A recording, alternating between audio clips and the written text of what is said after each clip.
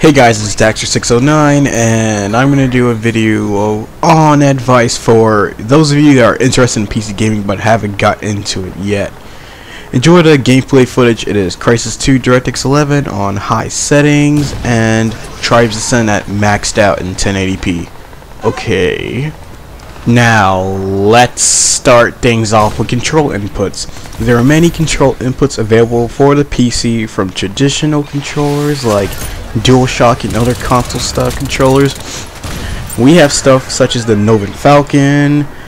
Heck, the PC even has a mind controller. You don't need to use a mouse and keyboard for every game. Many games released for the PC most of the time support Xbox 360 controllers and other X input controllers like the Logitech F710, which is what those of you who are PlayStation gamers that are used to DualShock should look into, since it works just like one and the D-pad is way better than the Xbox 360's. As you can see in Crysis 2, you may think I'm using an Xbox 360 controller, but actually I'm using a Logitech controller, which is the F310, which is the wired version with no rumble. I usually play all my games with this controller, and if I'm not, I'm using a Razer Hydra, which is a pretty neat motion controller. It will work on any game. Now, if you intend on using mouse and keyboard, in my opinion, get a backlit keyboard and a gaming mouse. A cheap backlit keyboard, may I add that in, and get a mouse like the Razer Naga. Getting gaming keyboards for extra buttons is pointless in my opinion, since I'd rather have one hand on a keyboard instead of two. When you're playing games that make use of a lot of buttons, I don't want to end up taking my hand off the mouse to use both, especially in a game where you need to get the job done, where you need to be quick. Even a generic mouse and keyboard can be found for around $5 and get the job done.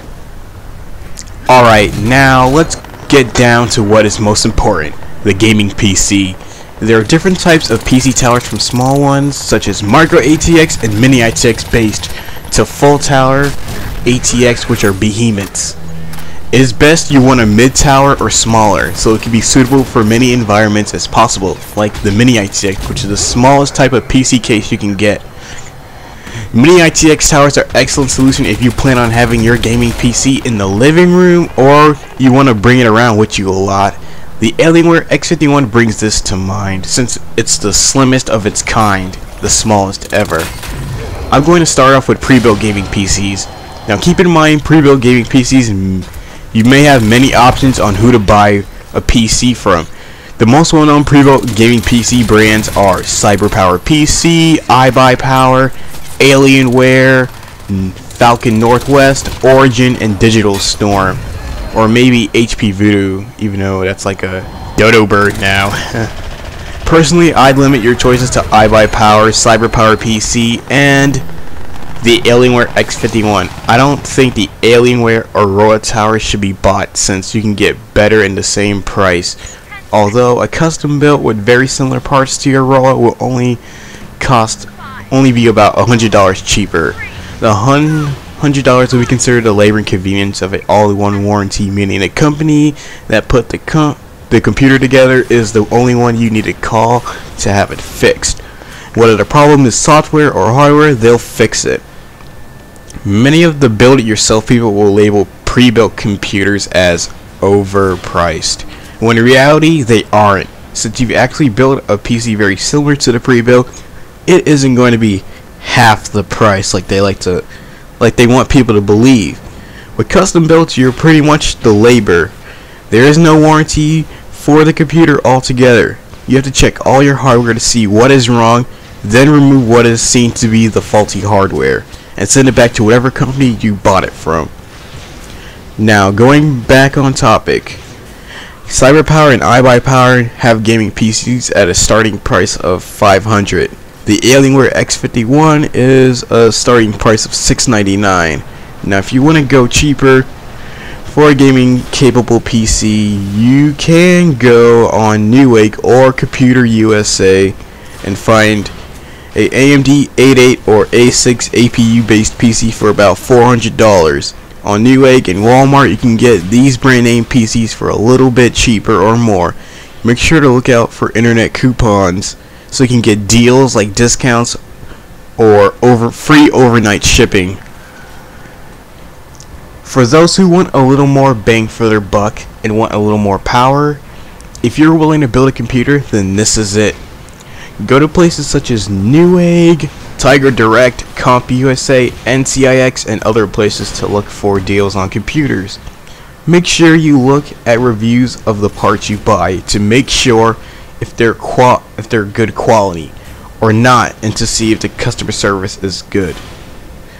Do not throw any random RAM you see with your motherboard. For the motherboard you plan to buy, go online and check to see what RAM sticks are compatible with it. If you need any ideas of what kind of PC to build, go to tech forums like Tom's Hardware, where they usually have a sticky thread on custom built PCs for all price ranges, or just check out videos or the rest of the internet for PCs in your budget. As for the actual building the PC, there are plenty of videos and tutorials online that tell you how to do it. Now, for everyone in general, your two choices for graphics card are either AMD or Nvidia. Personally, I'd go with Nvidia in a heartbeat, since they are more supported by developers with features such as Nvidia Physics, CUDA, and Nvidia 3D Vision. They recently managed Nvidia Surround into one graphics card, which is like i-Infinity for AMD GPUs to fit on one GPU. Now, if you don't know what that is, it's when you hook up multiple monitors to your computer, and then you can have like an ultra big display where your field of view is increased to much bigger. You can look up videos on it. Also, Nvidia GPUs are a bit more efficient, and Nvidia has the better driver support. Not that AMD's is bad, but Nvidia driver support is a lot better. As for CPUs, go with Intel. They're dominating AMD in the market right now. Their Sandy Bridge and soon Ivy Bridge architecture are more efficient and powerful. AMD kinda just crammed in more cores into their new CPU lineup. Finally, upgrades. At this point, it is not necessary to upgrade your GPU. Heck, at the beginning of the generation, anyone with a GPU equivalent or more powerful than the consoles doesn't need to upgrade their graphics card, or for a very long time. CPUs last a whole lot longer.